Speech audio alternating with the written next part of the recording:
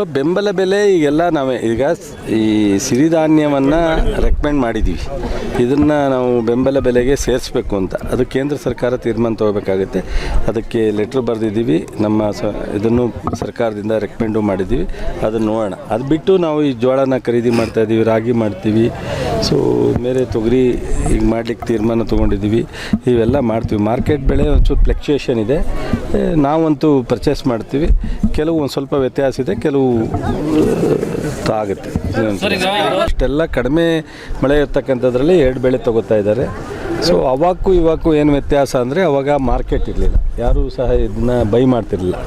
So ಅವ್ರು ಬೆಳೆದು ಅವ್ರು ಊಟ ಮಾಡ್ಕೊತಿದ್ರು ಅಷ್ಟೇ. ಈಗ ಏನಾಗ್ತಾಯಿದೆ, ಮಾರ್ಕೆಟ್ಗೆ ಸ್ವಲ್ಪ ಬೇರೆಯವರು ಸಹ ಇದನ್ನು ಬೈ ಮಾಡೋದಿದೆ, ಸ್ವಲ್ಪ ರೇಟನ್ನು ಜಾಸ್ತಿ ಆದರೆ ಅವ್ರಿಗೆಲ್ಲ ಅನುಕೂಲ ಆಗ್ತಾರೆ. ಹಾಗಾಗಿ ನಾನು ಹೊಸದುರ್ಗಕ್ಕೆ ಬಂದು ಈ ಸಾವಯವ ಪದ್ಧತಿಯಲ್ಲಿ ಸಿರಿಧಾನ್ಯವನ್ನು ಯಾವ ರೀತಿ ಬೆಳೀತಾರೆ, ಬೇರೆ ರಾಜ್ಯದ ಬೇರೆ ತಾಲೂಕಿನ ಜನಕ್ಕೂ ಎಲ್ಲೆಲ್ಲಿ ನೀರಿನ ಕೊರತೆ ಇರುತ್ತೆ, ಎಲ್ಲೆಲ್ಲಿ ನಾವು ರಸಗೊಬ್ಬರವನ್ನು ಉಪಯೋಗಿಸ್ತಲೇ ಬರೀ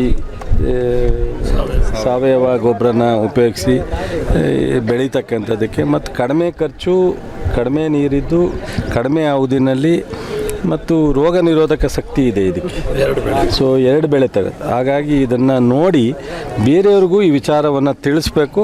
ಮತ್ತು ಗೋವಿಂದಪ್ಪನವ್ರಿಗೆ ಈ ಮೇಳದಲ್ಲಿ 23ನೇ ತಾರೀಕು ಮುಖ್ಯಮಂತ್ರಿ ಕೈಲಿ ಅವರಿಗೆ ಸನ್ಮಾನ ಮಾಡಿಸ್ಬೇಕು ಅನ್ನೋದು ನನ್ನ ಉದ್ದೇಶ. ಹಾಗಾಗಿ ನಾನೇ ಬಂದು ಇಲ್ಲಿ ನೋಡಿದ್ರೆ ಬಹುಶಃ ನಾನು 4 ಜನಕ್ಕೆ ಆ ಮೇಳದಲ್ಲಿ ಹೇಳಲಿಕ್ಕೂ ಅನುಕೂಲ ಆಗುತ್ತೆ, ಇಲ್ಲಿ ನಿಜವಾಗೂ ನೋಡಬೇಕು ಅನ್ನೋ ದೃಷ್ಟಿಯಿಂದ ಬಂದೆ.